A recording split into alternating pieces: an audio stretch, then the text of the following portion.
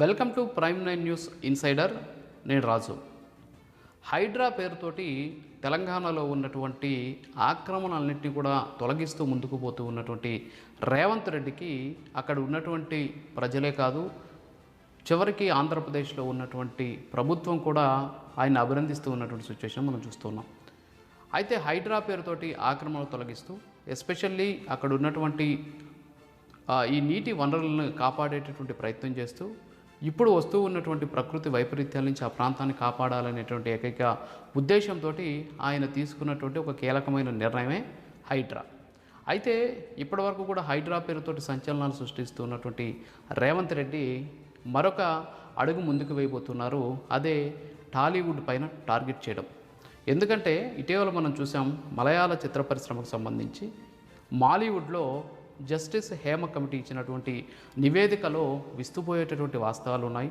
అందులో అక్కడ ఉన్నటువంటి సినీ నటుల మీద, అంటే మహిళా సినిమా యాక్టర్స్ మీద ఏ విధంగా లైంగిక దాడులు జరుగుతున్నాయి, ఏ విధంగా లైంగికంగా ఇబ్బందులు ఎదుర్కొంటున్నారు, ఇప్పటి వరకు ఎంతమంది లైంగికంగా ఇబ్బందులు పడ్డారు అనేటటువంటి వివరాలతో కూడినటువంటి ఒక సంచలన నివేదిక బయటకు వచ్చింది. సో ఆ సంచలన నివేదికలో ఉన్నటువంటి వాస్తవాల మీద చివరికి కేరళకు సంబంధించినటువంటి హైకోర్టు ఒక ప్రత్యేక బెంచ్ని ఏర్పాటు చేసి జస్టిస్ హేమ ఇచ్చినటువంటి కమిటీ ఇచ్చినటువంటి నివేదిక మీద విచారణలు వేగవంతం చేయాలి అని చెప్పేసి ఆదేశాలు జారీ చేసిందంటే సినీ ఇండస్ట్రీలో ఏ విధంగా మహిళలకు రక్షణ లేకుండా పోతుంది అనేది అక్కడ మనకు స్పష్టంగా తెలుస్తుంది. మరి ఈ నేపథ్యంలోనే హైడ్రా పేరుతో దూకుడుగా ఉన్నటువంటి రేవంత్ రెడ్డి టాలీవుడ్ మీద టార్గెట్ చేశారు. సో త్వరలోనే జస్టిస్ హేమ కమిటీ లాగే రెండు తెలుగు రాష్ట్రాలు, ఎస్పెషల్లీ టాలీవుడ్కి సంబంధించి తెలంగాణలో రేవంత్ రెడ్డి ఒక కమిటీని ఏర్పాటు చేయబోతున్నారు అనేటటువంటి వాదన వ్యక్తమవుతోంది.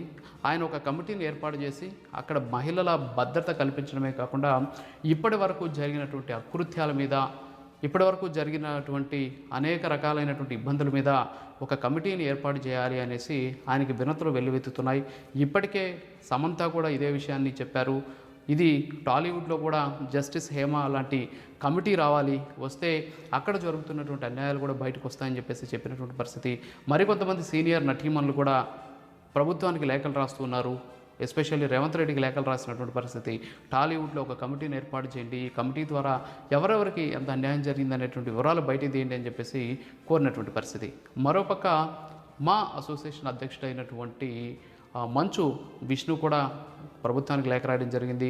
ఎస్పెషల్లీ ఆయన ట్విట్టర్లో పేర్కొన్నారు, రేవంత్ రెడ్డి దీని మీద ఒక ఇనిషియేషన్ తీసుకొని టాలీవుడ్లో మహిళల భద్రత కోసం ఒక కమిటీని ఏర్పాటు చేయాలని చెప్పేసి కోరినటువంటి పరిస్థితి.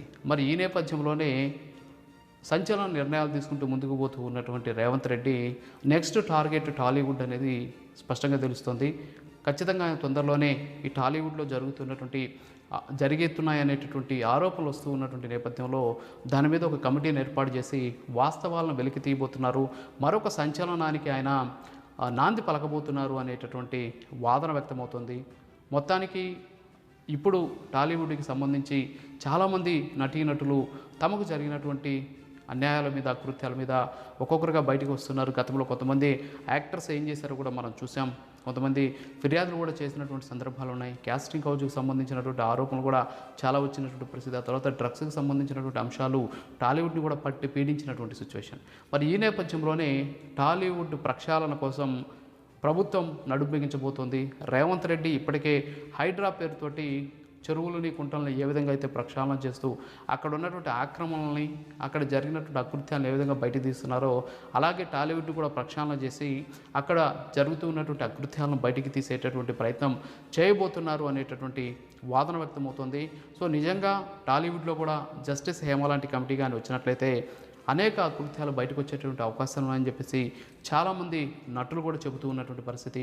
సో గతంలో కొంతమంది నటీమణులు అనేక రకాలైనటువంటి ఆరోపణలు చేసినప్పటికీ కూడా వాళ్ళకి అవసరమైనటువంటి సరైన సపోర్ట్ దొరకపోవడంతో అవన్నీ కూడా ఎవరు కూడా పట్టించుకున్నటువంటి సిచ్యువేషన్. ఇప్పుడు జస్టిస్ హేమ కమిటీ రిపోర్టు తర్వాత సినీ ఇండస్ట్రీలో ఏం జరుగుతుంది అనేది బయట ప్రపంచానికి తెలుస్తుంది. సో అక్కడ రంగుల ప్రపంచంలో జరిగేటటువంటి అనేక కృత్యాలు అన్యాయాలన్నీ కూడా జస్టిస్ హేమ కమిటీ ద్వారా బయటకు వచ్చినటువంటి సిచ్యువేషన్. పెద్ద పెద్ద నటులే ఈరోజు జైలుకి వెళ్ళినటువంటి పరిస్థితులు చూసాం మనం మలయాళ ఇండస్ట్రీలో. సో ఎస్పెషల్లీ తెలుగు రాష్ట్రాల్లో ఉన్నటువంటి టాలీవుడ్లో కూడా ఇలాంటి సిచ్యువేషన్ ఉంటుంది అనేటటువంటి ఆరోపణలు వ్యక్తమవుతూ ఉన్నటువంటి వేళ ఆ ఆరోపణలు వాస్తవం కాదని తెలుసుకోవాలంటే ఖచ్చితంగా ఒక కమిటీని ఏర్పాటు చేయాలి. హైడ్రా పేరుతో ఏ విధంగా అయితే ప్రక్షాళన స్టార్ట్ చేశాడో రేవంత్ రెడ్డి టాలీవుడ్ను కూడా ప్రక్షాళన చేసే విధంగా నెక్స్ట్ టార్గెట్ టాలీవుడ్ అనేది మనకు స్పష్టంగా తెలుస్తుంది. సో అలా చేయడం ద్వారా ఖచ్చితంగా అక్కడ పనిచేస్తూ ఉన్నటువంటి మహిళల భద్రత కావచ్చు, అంతేకాకుండా సినీ యాక్టర్స్ లేడీస్ ఏదైతే ఆరోపిస్తున్నారో ఆ ఆరోపణలన్నీ కూడా నిజమా కాదా అని తేలేటటువంటి అవకాశాలు కనిపిస్తున్నాయి.